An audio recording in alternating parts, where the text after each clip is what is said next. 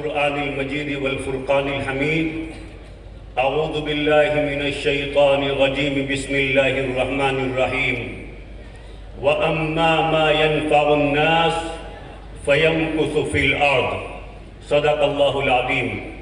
اللهم صل على سيدنا محمد وعلى آل سيدنا محمد وبارك وسلم. جانے کیا لوگ تھے جو راہ وفا سے گزر گئے، جانے کیا لوگ تھے جو راہ وفا سے گزر گئے، جی چاہتا ہے نقش قدم چومتا چلوں.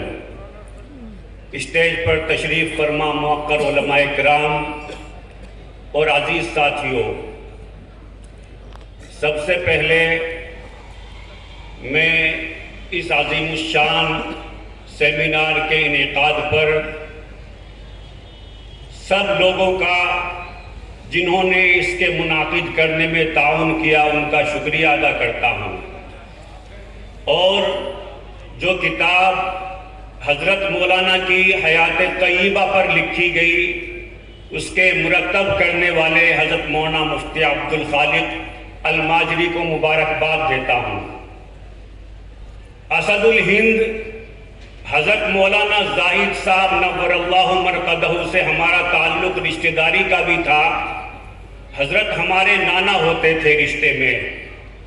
اور سراج العلوم دمجھیڑا کے اندر قرآن کریم کے حفظ کے دوران ہم نے، اگرچہ میری عمر اس وقت 4-5 سال کی رہی ہوگی، لیکن مجھے یاد ہے کہ مسجد کے صحن میں ایک بزرگ ہستی تشریف فرما رہتی تھی جن کے پاس وقتاً فوقتاً مدرسے کے بچے حاضر ہوتے رہتے تھے. اور ان کی تصویر آج بھی میرے ذہن میں ہے کہ میری آنکھ میں ہے آنسو دیکھو، میری آنکھ میں ہے آنسو دیکھو، ان کی تصویر کا جادو دیکھو، عرش سے فرش بری تک ہے مہک، ان کے الفاظ کی خوشبو دیکھو. میرے محترم بھائیوں، چھوٹا منہ اور بڑی بات، حضرت رحمت اللہ علیہ کی بے شمار خوبیاں تھیں، لیکن جو 3 خوبیاں مجھے سب سے زیادہ حضرت کی حیات طیبہ میں نظر آئی وہ 3 ہیں.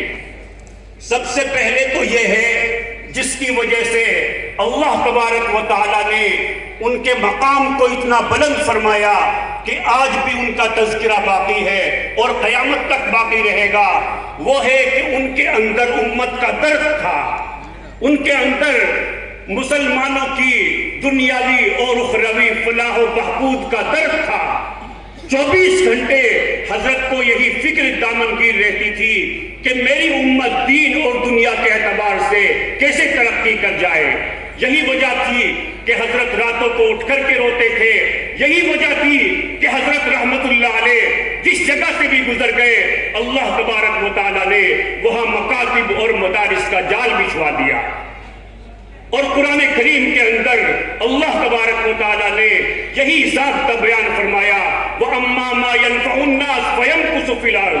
اللہ تبارک و تعالیٰ نے اس دنیا کے اندر بقائے انفع کا ضابطہ رکھا ہے کہ جو بھی چیز دنیا کے اندر یا جو بھی انسان امت کے لیے، قوم کے لیے، انسانوں کے لیے نفع پہنچانے والا ہوگا، اللہ تبارک و تعالیٰ اس کو بھی باقی رکھیں گے اور اس کے نسلوں کو بھی قیامت تک باقی رکھیں گے.